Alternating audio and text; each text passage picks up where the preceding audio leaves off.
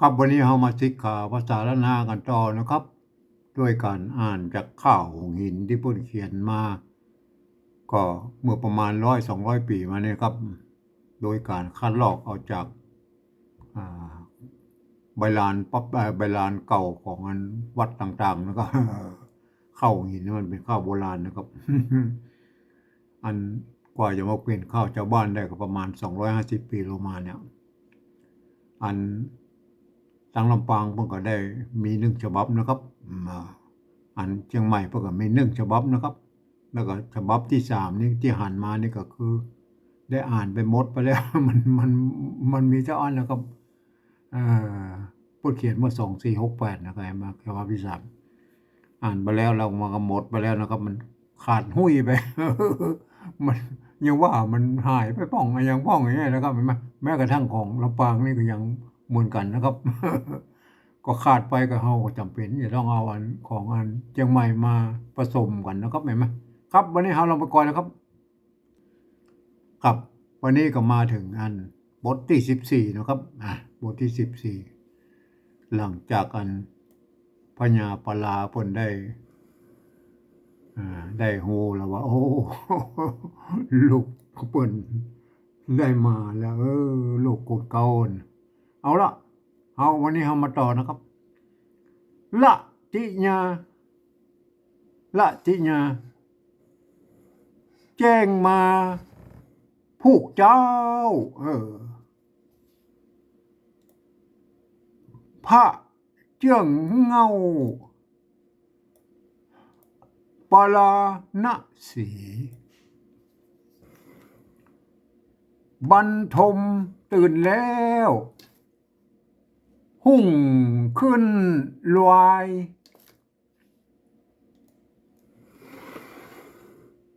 หุ่งขึ้นลอยถี่นะครับลอยถี่ก็สั่งเสนีเพื่อมาที่เฝ้ามีพระคะแสพระคะแสพระกระแสนั่นแหละพระคะแสอาจญาใส่เก้าฮือพระสมองค์เหล่า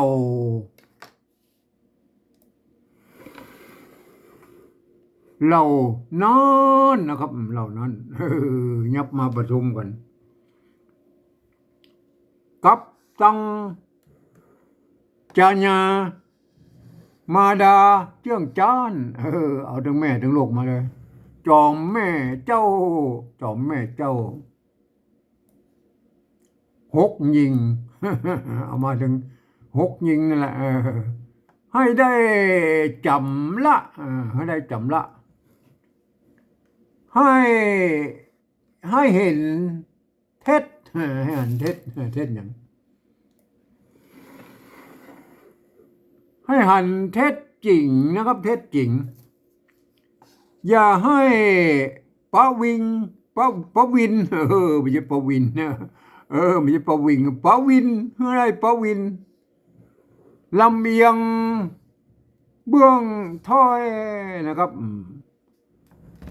กันฮับสินบนกันฮับสินบนหันผลเล็กน้อยก็จักตามหอยแผกย้ายแผกย้ายเพราะความสะกันมาหันโตดให้บิดเบียงพ่ายคอนบานนะครับบิดเพียงพ่ายคอนบานพวกจุมจำละพวกจุมจำละก็จักพระหานพระหานโอ้เอาแล้วพระหานผ่านอินทีนะก็อินทีหรืออินตะลีนะครับ ผ่านอินทรีตามมีนามเซียนฮือตังหกไล่เลียงถ้อยเพี้ยนนะครับปักกาลง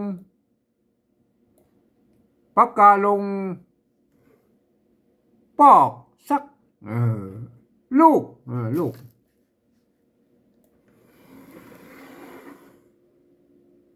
จุบ่ปอแม่ก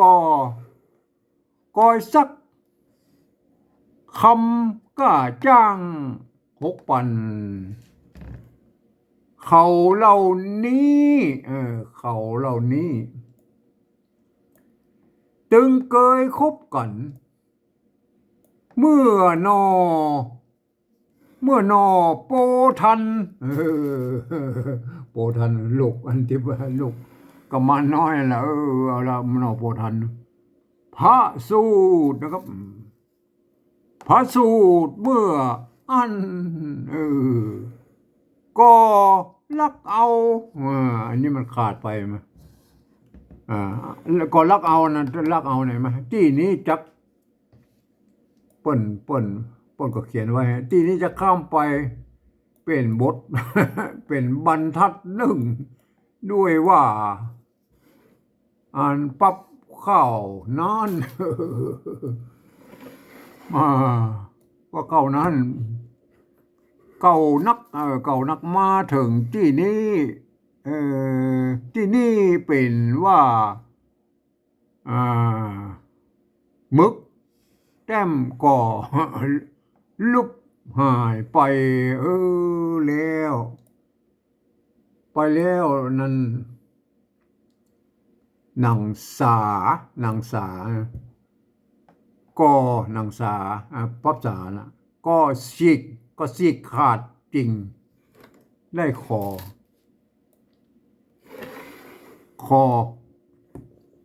ข้ามไปก็อ่านเอาตี้ปอหันแลตั้นเฮ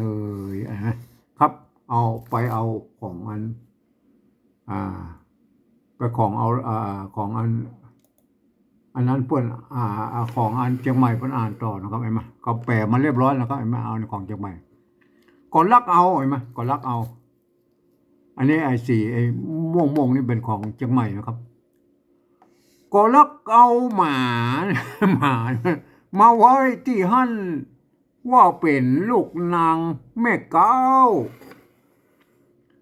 การหันเท็จจริงอย่าฮื้อยั้งเย้าเป็นการอยู่เฝ้านมนาน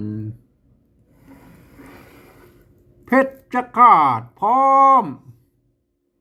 อันแต่ของลำปางพวกเขียนเป็นเพชรคานะครับเพชรคาเนี่ยเพชรคาพร้อมนะครับมันนี่เป็นของอันจึงใหม่เป็นเพชรฆาตพร้อมเฮียกมายังศาลกันสมพิญานพิรุจจุข้อ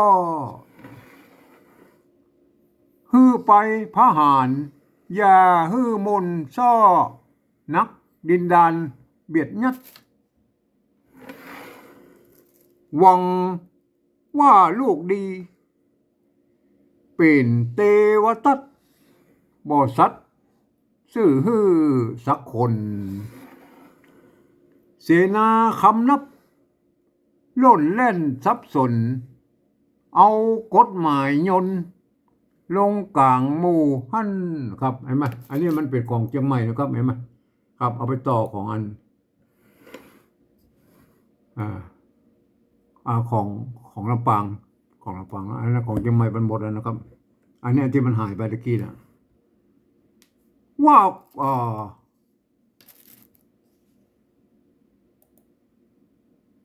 ลงกลางหมู่หั่นนะครับลงกลางหมู่หั่นนะครับลงกลางหมู่หั่น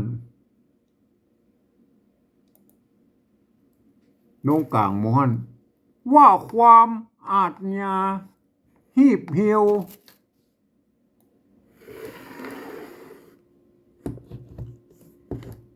หีบเหี่ยวขอขั้นฮือนกรบาลกวดวะกวัด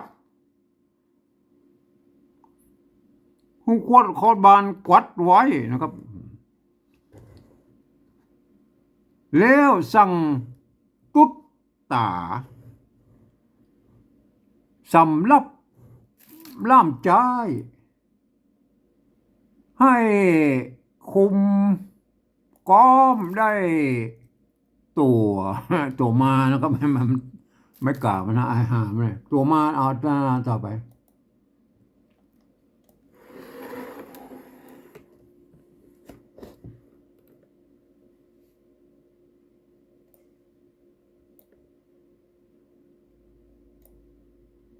ตั้งหกพี่น้อง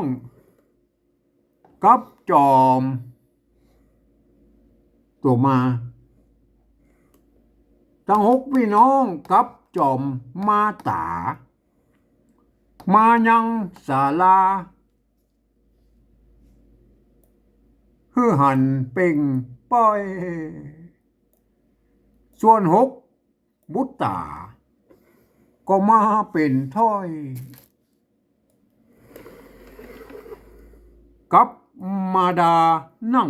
นิดเจ็ดน้ำตาบ่แห้งเหือดมิดกันถามฝ่ายเบื้องมาดาข้อต้นเหตุข้อต้นเหตุเก้าเมื่อไปเอามาเปลี่ยนตาปลอมเป็นลูกเต้าจักมีจริงหรือนางนอนเน่า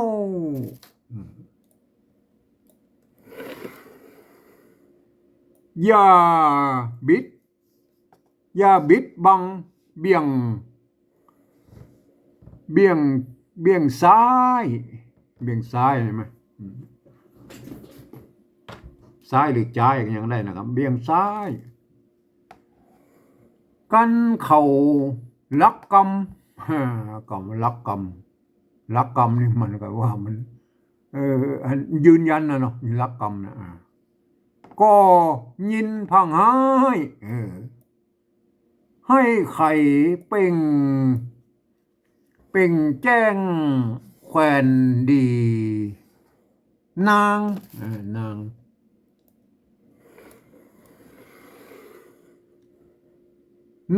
ก็บ่ฮับ นางก็บ่ฮับปฏิเสธเจือนั้นบ่มีสะละนีปัดไม่ใช่ปัดนะครับปัดตีเศษเสียงปัดตีเศษเสียงนะครับปัดตีเศษเสียงแล้วสืบพยานฮือหันปล่อยเพี้ยนนะครับปล่อยเพี้ยนตามในตามใ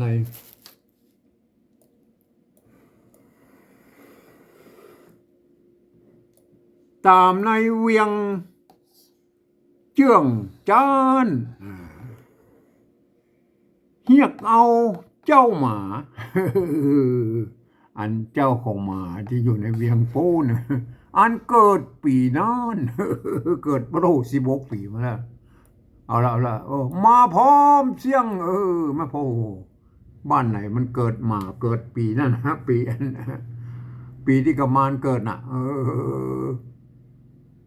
พร้อมเสียงสาบานเจ้ามาหนึ่งมาสาบานเจ้ามาหนึ่ง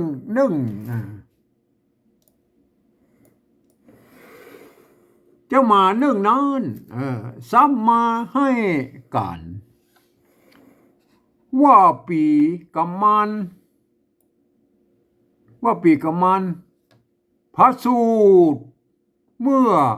เมื่ออันนะครับเมื่ออันยังมีตาสาในวังในวังคุ้มในวังคุ้ม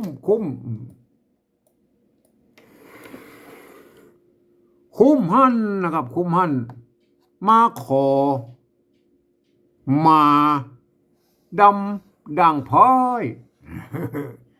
เมื่อสุนัขขาข้าเกิดลูกน้อยยังบ่ภาคหน้ากานม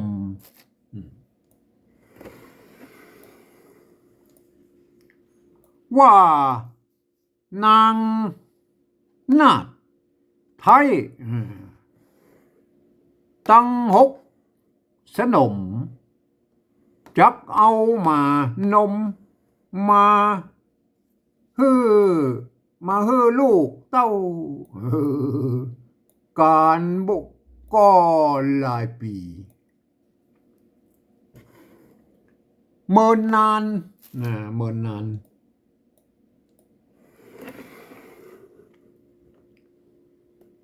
นขอบ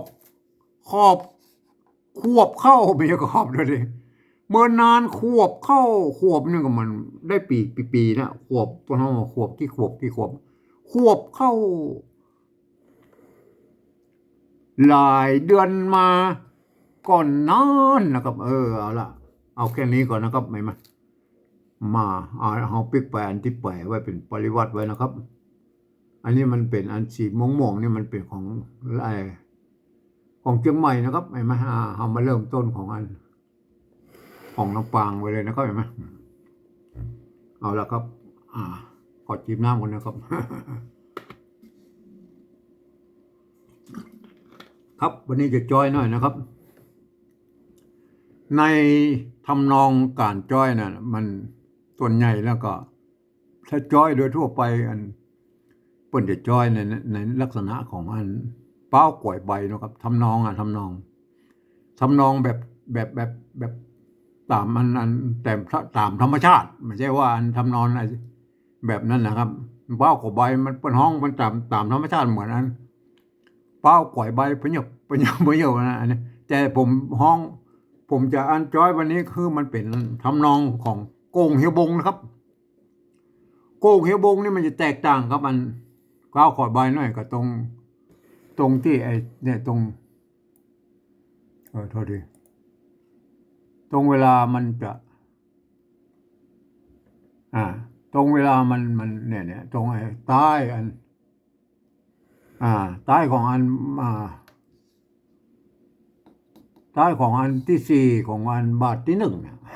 อันเนี้ยถ้าเป็นอัน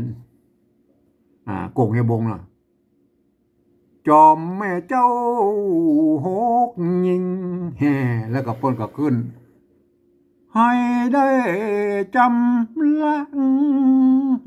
เห็นไหมแล้วก็ให้เห็นเล็ดจริงอันนี้ก็ว่าไปหน่อยมาแต่ของอัน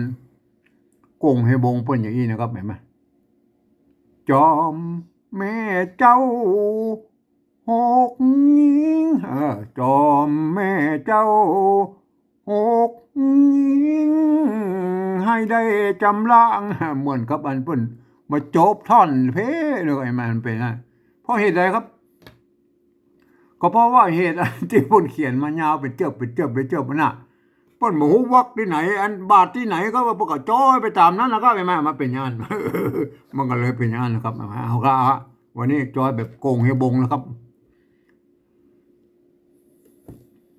บทที่14แล้วนะครับเห็นไหมลัทธิญาแจ้งมาผูกเจ้า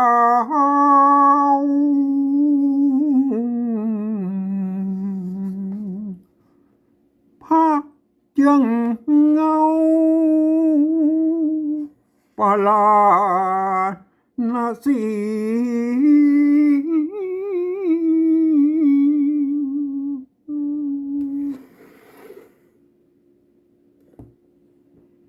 บรรทมพอโทรมันสูงไป บรรทมตื่นแล้วหุ่งขึ้นไหวทีก็สั่งเสนีเอาไม่นะลัตติญาแจ้งมาผูกเจ้า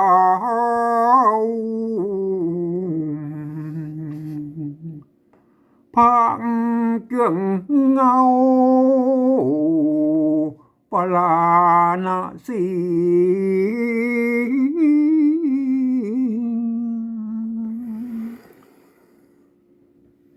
บรรทมตื่นแล้วหุ่งขึ้นรายชีก็สั่งเสนีมาตีเฝ้ามีพังขะแสงอาจญาใส่เก้าพระสมองค์เหล่านั้นกับตังจาญามาดาเจื่องจันจอมแม่เจ้าหกยิงให้ได้จำลังให้เห็นเท็จจริงอย่าให้พระวิน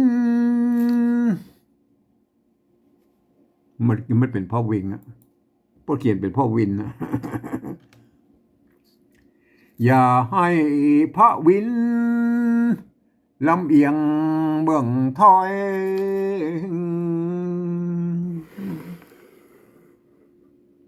กันหับสินบนหันพลเล็กน้อยก็จักตามห้อยแผกง่ายเพราะความสักกันมหันโตดหายบิดเบี่ยงพายคอนบ้านพวกจุมจำลังก็จักพระหารผ่านอินทีตามมีนามเสียน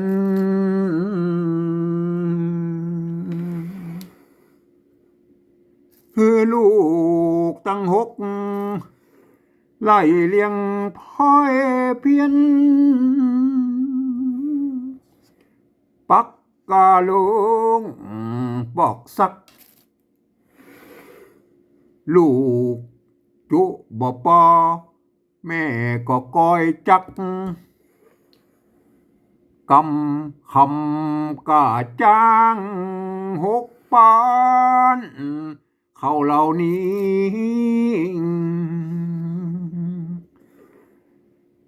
ตึงเคยพบกั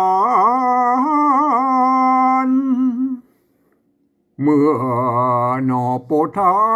นพระสูตรเมื่ออัน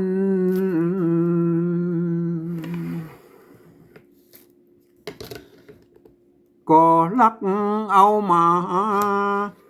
าไว้ตีหันว่าเป็นลูกนางแม่เก่ากันหันเท็จจริงอย่าฮือย่างเยาเป็นการอยู่เฝ้านมนานเพชรจะขาพร้อมเฮียกมายังสารกันสมพิญานพิรุษจุคองคือไปพระหาร อย่าฮือหมนสองนักดินบานเบียดยัดหวังว่าลูกดีเป็นเทวทัตบ่สัตว์ซื่อสักคนเสนาคำนับล้นแล่นซับสูนเอากฎหมายโยนลงกลางหมู่หัน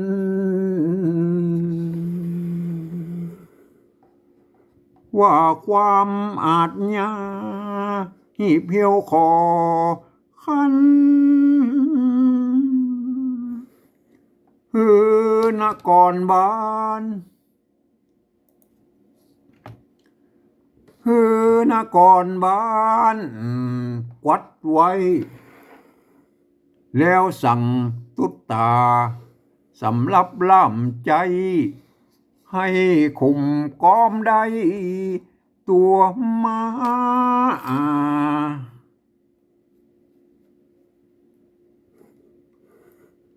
ตั้ง6 ปีน้องกับจอมมาตา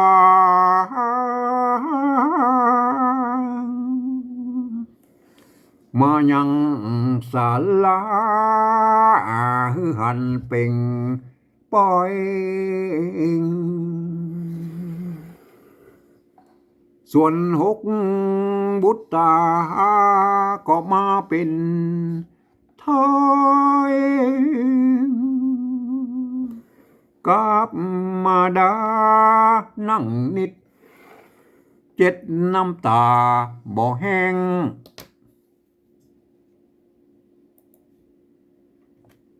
7 น้ำตาบ่แห้งเหือดมิดกันทำฝ่ายเบื้องมาดา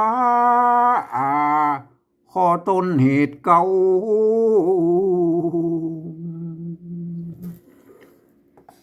เมื่อไปเอาม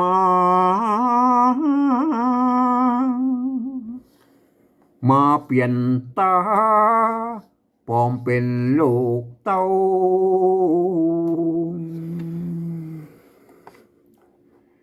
จักมีจริงหรือนางนอเนาอย่าบิดบังเบี่ยงซ้ายกันเข่าลักกรรมก็ยินผางหายให้ไข่เป่งแจ้งแควนดีนางก็บ่ฮับเจือนั้นบ่มีสังละนีปัตติเศษเจียงแล้วสืบพิญาณหันปล่อยเพียน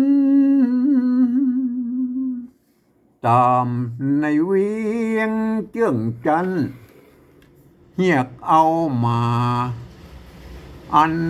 เกิดปีนั้นเพราะมาพร้อมเสียงเฮียกเอาเจ้ามาอันเกิดปีนั้นมาพร้อมเสียงสาบานเจ้ามา1 นอนสมัยกาลว่าปีกำมันพระสูตรเมื่ออันยังมีตาสาในวังคุ้มหันมาขอมาดามด่างพลอยเมื่อสุนัขฆ่าเกิดลูกน้อย ยังบอกผากหน้ากาโน้มว่านางนาไทยตั้งหกสนมจักเอามาโน้มมาฮือลูกเต้ากันก็หลายปีเมื่อนานขวบเข้าหลายเดือนมาก่อนนั้นหลายเดือนมาก่อนนั้นแหละนายเฮ้ยครับเป็นการจ้อยแบบ โกงเฮียบงนะครับมามัน มันโกงเฮียบงก็คือถามว่าผมอธิบายไว้ต้นๆนะตอนต้นเลยมันแตกต่างกับเป้าก่อยใบอย่างใดก็ท่านก็ลองเอาไปเทียบดูกันดูนะครับ วันนี้เอาแค่นี้ก่อนนะครับ